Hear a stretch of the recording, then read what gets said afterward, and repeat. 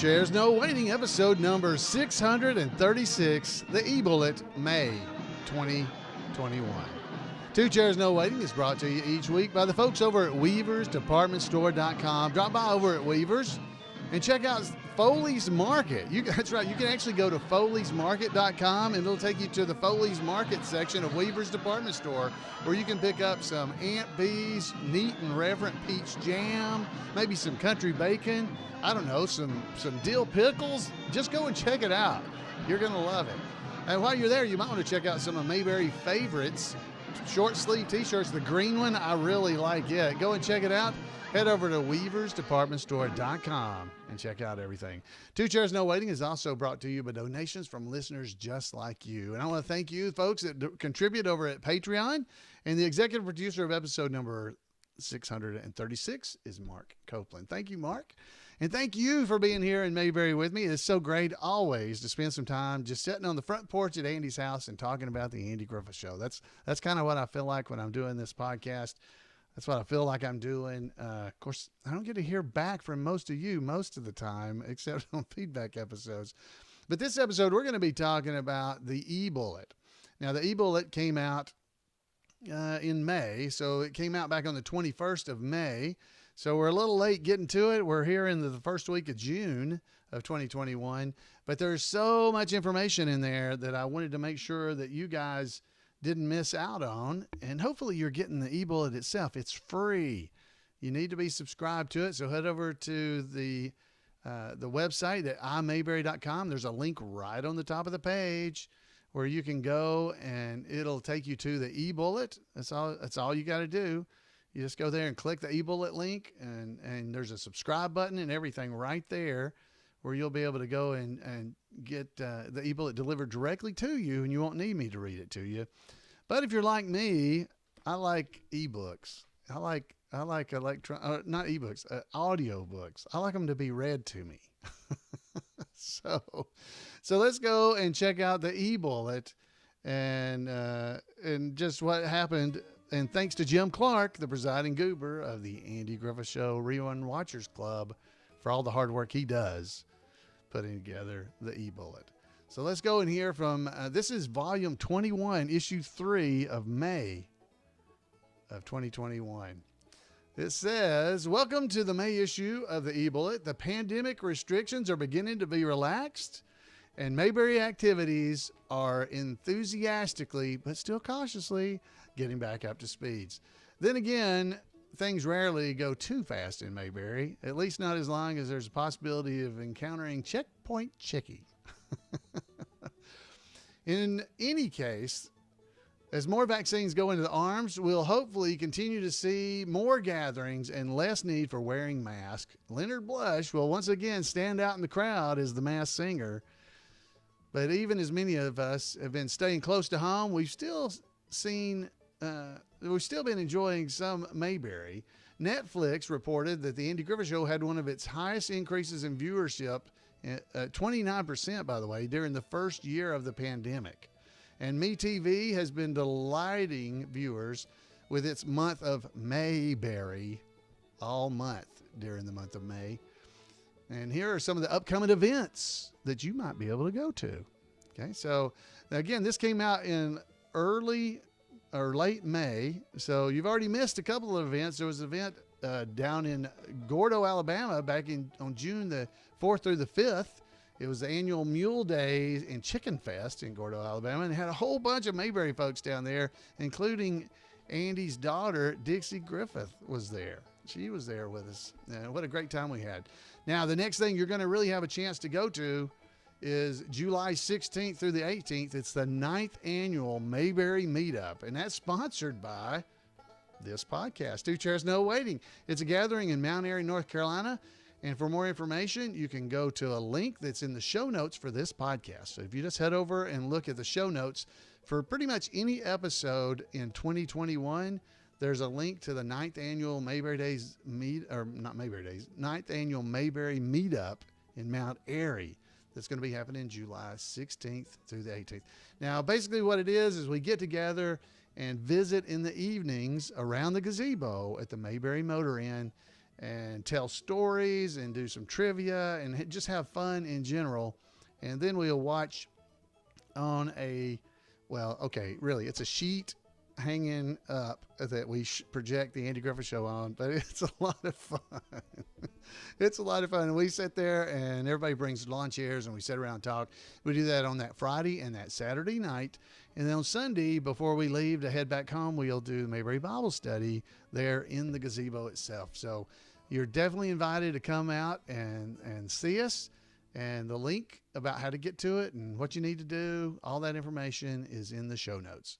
So, hey, the big event coming up is September the 20th through the 26th, the 32nd annual Mayberry Days in Mount Airy, North Carolina. Special guests confirmed so far include Betty Lynn, that's Thelma Lou, of course, Rodney Dillard, that's the guitar playing darling boy, and Bettina Link. She's going to be coming. That's the wife of Richard Olink, the associate producer of the Andy Griffith Show and also longtime personal manager of Andy Griffith, and many others with Mayberry connections as well. Richard was connected to many that were associated with the Andy Griffith Show, of course. Tickets are already available, and you can go to mayberrydays.com, and you'll be able to find out about events that are going on. And some of those include Colin Ray. Yeah, that's right. Country music star. He's actually going to be there on September the 18th. That's the Saturday before Mayberry Days. And he's going to be there. 2 shows. One is part of a big banquet on, this is separately. There's going to be 2 shows. One is part of the Mayberry Days golf tournament banquet by T. Graham Brown. So he's going to be doing 2 shows. But one of them is at the golf tournament. We got the Doug Dillard tribute show by the Dillards. It features Rodney Dillard. Professor Brower's lectures with Neil Brower, Tim White and the Troublesome Hollow. And that's Tim White is part of the ones playing this music you're listening to. He's the VW Boys group he was with. You don't want to miss that. That'll be a lot of fun. They've got Mayberry Melodies. We got Memories of Elvis and Colonel Tim's Town. There's just all kinds of stuff going on during Mayberry Days. Go to mayberrydays.com and check it out, and it'll give you even more information, including, James Gregory is going to be there as well. So just go and check out. More and more stuff will be coming out about it, I'm sure, as the time gets a little bit closer. The 32nd annual Uncle Jesse's Big Bass Classic. It was founded by Denver Pyle at Pat Mays Lake in Paris, Texas. I'm sure I didn't say that. Mays. M-A-Y-S-E, Mays. I bet it's Mays. Pat Mays Lake in Paris, Texas. The event helps raise funds for Denver Pyle's children's charity, which remains very active in the Paris community. For more information, there is an event page on Facebook. And if you go to the eBullet, there will be a link in our show notes for this podcast, which is episode 636. It will take you to those links, okay? Let's see. This one's big too. Man, there's so many bigs. On October the 31st through November the 6th, Clint Howard is going to be the special guest for the Mayberry Cruise 15. Now, this was postponed from last year, but with a few tweaks from the original dates back last year, it's basically the same. The cruise is aboard the Carnival's Freedom and will depart from Miami and travel to the Eastern Caribbean with ports of call in Princess Cay, in the Bahamas, Grand Turk, Amber Cove, and the new Carnival-owned village in the Dominican Republic. And rates, including all taxes, start at $625 per person. So if you'd like to be involved in that, go and check it out in our show notes. Then go look at the eBullet, and it's got all that information there. You can also go to the event calendar at imayberry.com. to get more information. Just look at the event calendar and scroll down until you see October, and you'll find it. So those are just some of the events that are coming up in the next several months. Now, we also have news of cast and crew. That's right. Ron Howard is well underway with filming of the 13 Lives on Australia's Gold Coast. The movie is about the 2018 cave rescue of the Thai boys soccer team. You remember that? They got stuck in the cave and they had to swim in there and get them. It's going to star Golden Globe winner Colin Farrell, three-time Oscar-winning or nominee Virgo Mortensen. I hope I'm saying his right name. It's not Virgo. It's no R in there. Viggo. Viggo. I don't know how you say his name. Anyway, it's him. So there's stars in this movie. Go and check it out. This ought to be a lot of fun. Of course, Ron's involved in it. It's going to be good, right? For Mayberry fans in particular, the big news from Ron and his brother Clint Howard came last month, which would have been April at this point, when the publisher William Morrow announced that a memoir by the brothers will be released on October the 12th, and Weavers will be carrying it, just so you know. It will be here at Weavers. The book is titled The Boys, a memoir of Hollywood and family.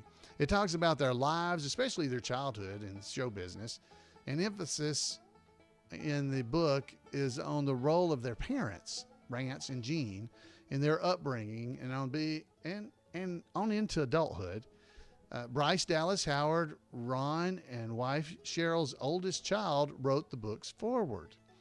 In a statement announcing the book, Ron said, "When our dad passed in 2017, Clint and I began reflecting upon our lives and realized that while our childhood seemed normal, they were anything but." He continued, "Who grows up on a soundstage hanging out with Andy Griffith and Don Knotts, or with a trained bear? And what are the ways that particular childhood forever informed the choices I would make as a husband, father, a filmmaker? We're excited to share the story of how our parents pulled this off, raising two show business kids who had no clue that their lives were out of the ordinary, while rooting them in the loving and slightly offbeat family." Clint added, "Mom and Dad's teachings are a treasure to this day, but I've realized that I took their presence for granted.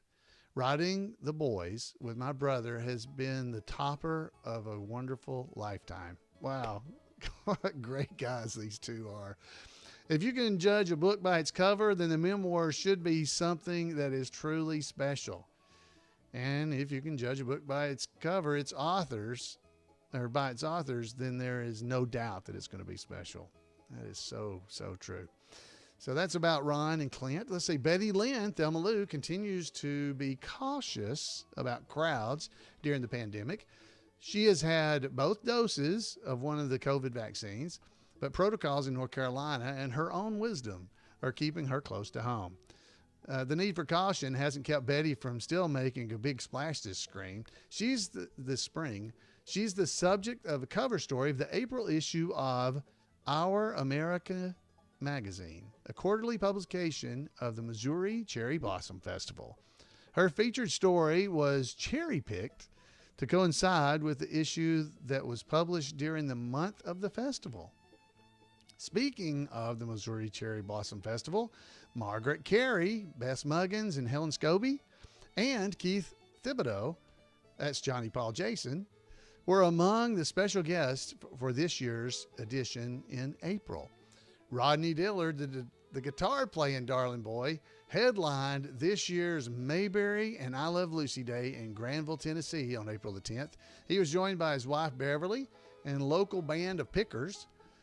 Also on hand were Mayberry tribute artist Alan Floyd Newsom. Hey, that's me. Yeah, that's me. Rick Barney Roberts and Bo Briscoe Pierce. Lucy and Desi tribute artists also performed. Man, we had a great time at this event too. It was a lot of fun. It's a great little town. They're planning on trying to do it again next year. So if you live in the Granville, Tennessee area, try to make plans to come see us next time. The storms kept the crowd down early, but it didn't dampen the spirits. And we had a great time at the event. Jackie Joseph, Romina, my darling Romina, she says she's healing from recent cracked ribs. We didn't ask, but we hope the injury was from a famously jovial Jackie having a hearty laugh about something. So we're not sure how she cracked her ribs. Probably jumping over that stump. No, that Ernest T and she were jumping over. Maybe that's it. Ruta Lee, who guest starred in 2 episodes of the Andy Griffith Show, is Gene Boswell. You know, Andy, it's that college kid, that one. And as movie star Darlene Mason. And in 1 episode each of Gomer Pyle USMC and of Mayberry RFD, she's written a memoir, which was published in April. It's a 284-page book with the cheeky title, Consider Your, well, it starts with an A, but I'll say behind, kissed. It includes stories and photos of Ruta's legendary film, TV, and theater career that spans 7 decades. Oh my goodness, she must have started really young. Ever vivacious and charmingly bold in her directness, Ruta has a wonderful life story to tell, and she knows how to tell it. There's a reason she was a favorite guest of Johnny Carson and other talk shows. Few actors are as steeped in such a wide and long swath of Hollywood history that also includes memorable time in Mayberry. There will be no shortage of Mayberry-related reading this year because Tied Up in Knots, My Dad and Me, a memoir by Karen Knotts, the daughter of Don, has been officially announced by her publisher. The plan is for the book to be available in time for Mayberry Days in September. Yes, and Weavers will also be carrying it. Karen was also a special guest at the gala fundraiser for the Mayberry Man movie in Indianapolis on May the 15th. And there's more coverage below in this particular episode of the thing. It's called Mayberry Goes to Hollywood, or at least to Indianapolis. Post-production of Mayberry Man movie, written by and directed by Stark Howell and co-produced by Court Howell, both sons of Hoke Howell, a.k.a. Dud Wash, and co-produced by Greg Shell, son of Ronnie Shell. There's a lot of sons there, but it's all but complete at this point. So they're in the post-production stages. There's just some fine-tuning and tweaking left to do. The original plan was for the world premiere to be in Danville, Indiana around mid-May of 2021 in order to coincide with the annual Mayberry in the Midwest Festival. But as was the case last year, the festival was again not held this year because of the pandemic. Plan B was May 15th Gala fundraiser, which was held at the former Indiana Governor's Mansion in Indianapolis. Oh, and it was big. It was nice. Yeah. And those who attended included Don Knight's daughter, Karen, and many of the movie's cast and crew, and it was a huge success. The Howell brothers are working out details on the film's distribution. Until the specifics of any distribution deal are finalized, there won't be any screenings that are open to the public, but there are some private premieres planned for September for donors and other participants of the movie. The first premiere will be in Danville, Indiana during the weekend of Labor Day, and it will be followed by a West Coast premiere in Los Angeles in mid-September, and then an East Coast premiere in Mount Airy, North Carolina, the week of Mayberry Days. That's the week of September 22nd through the 26th. There will also be a private VIP online screening in October. Stay tuned for updates on the movie's progress in production, as the production is now getting really close to the finish line, and hopefully a distribution deal will be coming fairly soon, and everybody will be able to see this, including me. I'm really looking forward to it. There's some official Mayberry Man merchandise also at Weavers. I'm throwing in some of these Weavers references. Jim doesn't do that. So if you'd like to read the eBullet without all these commercials, please subscribe to the eBullet. Jim does so much to keep everything going. That's a wrap for the cast and crew news. All right. So now we have some bad news to portray and let you know about. Things happen like this. But this is Mayberry Memorandum. We are very sad to report the passing of 2 actors who made memorable appearances on the Andy Griffith Show. The first one, we're going to remembering Kim Tyler. Now, Kim Tyler, he passed away at his home in Hollywood Heights, California on February the 10th. After a lengthy battle with cancer, he was 66 years old. Kim played Opie's pal, Billy Gray, in the third season classic One Punch Opie. So he was the one that kind of had on kind of a goober beanie type hat. And when they were going to go fishing, he was there. That's who he is. But he passed away. Let's see. It was originally broadcast back on December the 31st, 1962. Beyond Mayberry, Kim is probably best known for his portrayal of Kyle Nash in all 58 episodes of Please Don't Eat the Daisies, which aired on ABC or NBC from 1965 to 1967. The series had a lot of Mayberry connections, including having 24 of its episodes directed by the Andy Griffith Show directors, 10 of those by the Andy Griffith Show assistant director, Bruce Bilson. He also appeared in 6 episodes of The Adventures of Ozzie and Harriet, and in a memorable episode of both The Addams Family and My Favorite Martian, among other roles. So there's a very nice write-up on him. I want to encourage you to go and read the write-up and see the pictures and everything because it's there. And we also have one other passing. There's been some others since this was written that they will be in the Weaver's newsletter that'll be coming out fairly soon. This is remembering Josie Lloyd. Now, she passed away as well. This posthumous tribute to Josie Lloyd is destined to be the most unusual one that we've ever published. We typically like to present detailed, verified facts and lifetime highlights in our memorial salutes to members of the Andy Griffith Show cast and crew. In the case of Josie Lloyd, there simply isn't much confirmed information available, at least not as much as we'd like to have. In that way, it's fitting for an actress who played such an inscrutable character in Mayberry. Now, she was Lydia, by the way, if you don't recognize who that is. For starters, Josie's death wasn't even reported by virtually any news media until after her 2020 passing was mentioned in a couple of obituaries of her father, Norman Lloyd, the Hollywood legend who died on May the 11th of this year at the age of 106.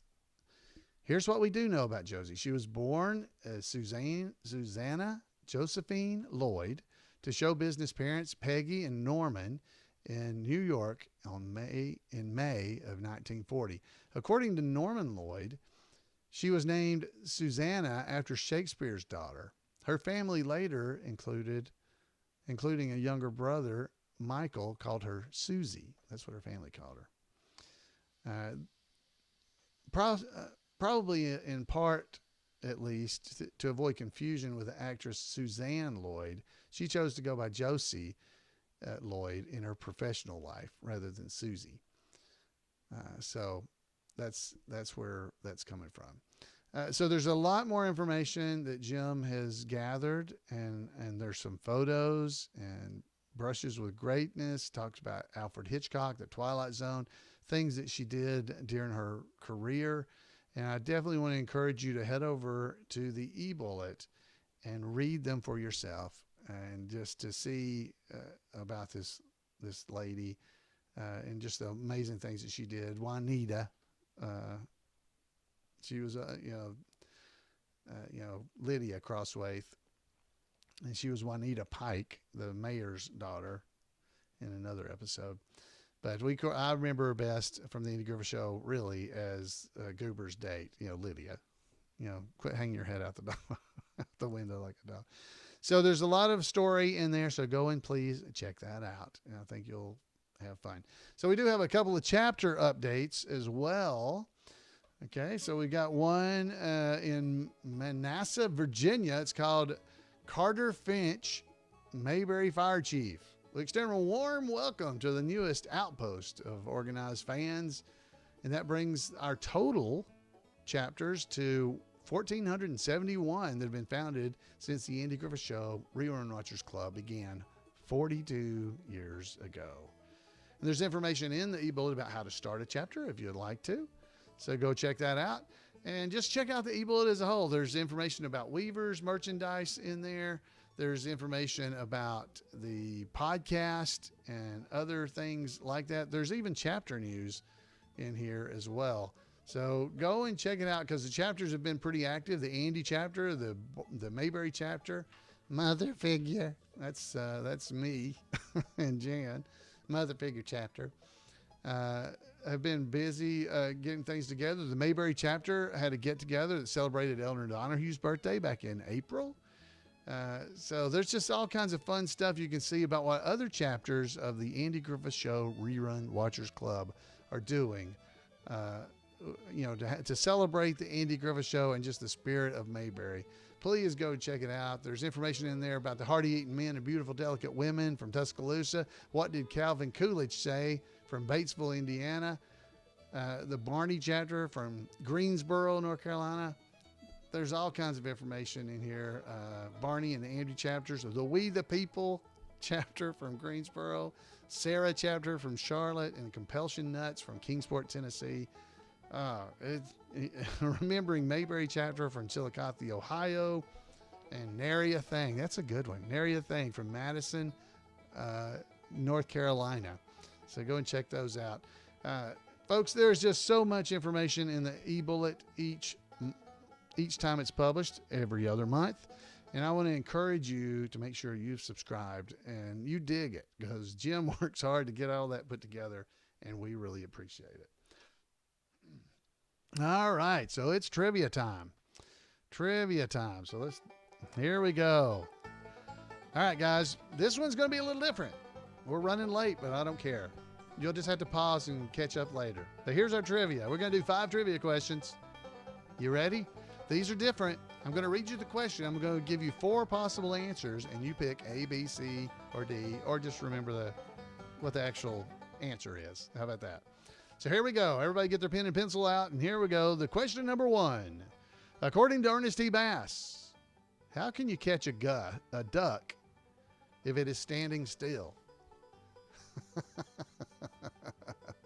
How do you catch a duck if it is standing still? This is all coming out of the Mayberry Trivia book by Scott Hopkins. You can pick it up over at Weaver's. All right. How do you catch a duck if it's standing still? Here's your options. By the bill, by the tail, you hypnotize it, or you sing to it. All right. So the answer is, how do you catch a duck? The answer is by the bill. You catch it by the bill. That's right. That was Ernest T's answer. All right. Number 2. Which of the following will not get Goober to leave his post inside the courthouse? That's a good one. Which one will not get Goober to leave his post inside the courthouse? Fire, famine, flood, or go to the drugstore and get a sandwich? Is it fire, famine, flood, or go into the drugstore and get a sandwich? I want to say the line so bad. All right. Which one will not get Goober to leave his post at the courthouse after he finishes working on the carburetor for Alice? All right. The answer is fire, famine, or go to the drugstore and get a leave. The answer is flood. Flood. Or go into the drugstore and get a sandwich. I'll eat in. So flood is the right answer. That is the one that will not get him to leave. All right. Number 3. Who was the valedictorian of Mayberry Union High in 1945? Whoo, I do not know this. You got a 1 in 4 chance. You might know it, but I don't. Who was the valedictorian of Mayberry Union High in 1945? Was it Egbert Rawlins, Warren Ferguson, Andy Taylor, or Thelma Lou? In 1945, who was the valedictorian? Egbert Rowland, Warren Ferguson, Andy Taylor, or Thelma Lou? You've got to pick. The answer is, you can pause if you don't know the answer. You can pause and try to wait. But the answer, who was the valedictorian of Mayberry Union High in 1945? It was Andy Taylor. Andy Taylor. All right. Next, number 4. What is Barney's position in the Mayberry band? You got to get this one. What is Barney's position in the Mayberry band? Is he a drummer, a saxophone, a harmonica, or a standby cymbalist? What is Barney's position in the Mayberry band? Drummer, saxophone, harmonica, or standby cymbalist? The answer is he's the standby cymbalist. There you go. All right. Excuse me. Final question. Number 5. Andy tells Opie there are 2 kinds of people in the world. Okay. Is it winners and losers? Givers and takers? Haves and have-nots? Or men and women? There are 2 types of people in this world. 2 kinds of people in this world. Winners and losers. Givers and takers. Haves and have-nots. Or men and women. All right. The answer is there are 2 types of people in this world. The answer is, Andy said they were givers and takers. Givers and takers. All right. How'd you do? How'd you do? Oh, don't know. How'd you do? I hope you did good. Givers and takers. I didn't know that. I did not know that one. Did not. All right, guys. And now we're going to head over and hear from Randy Turner.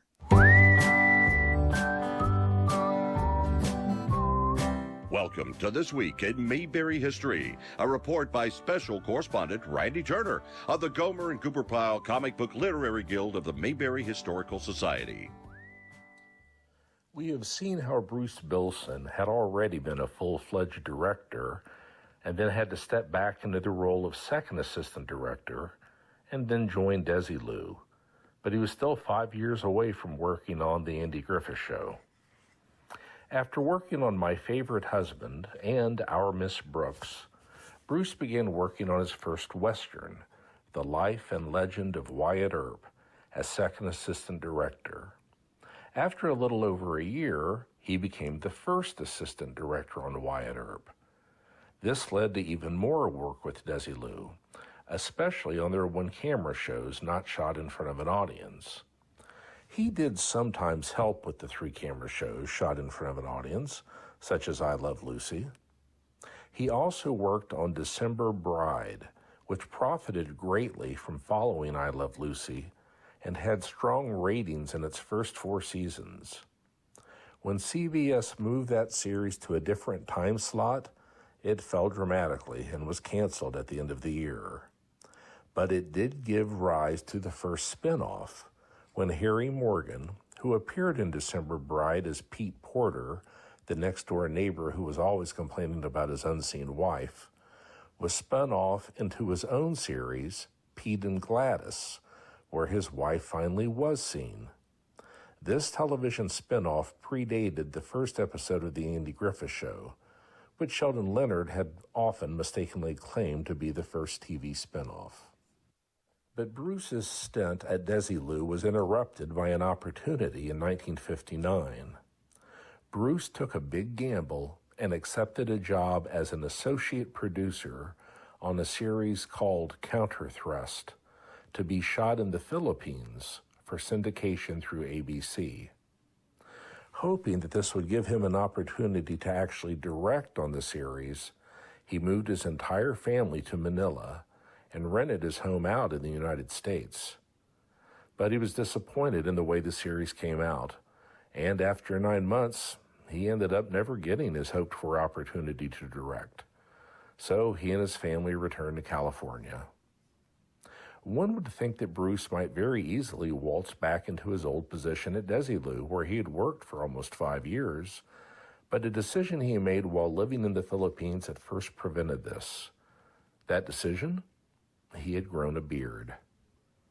Once back in the United States, he did go back to Desilu and ran into Argyle Nelson, the head of production at Desilu, who had hired Bruce to work on My Favorite Husband, the first of many jobs Bruce had at Desilu.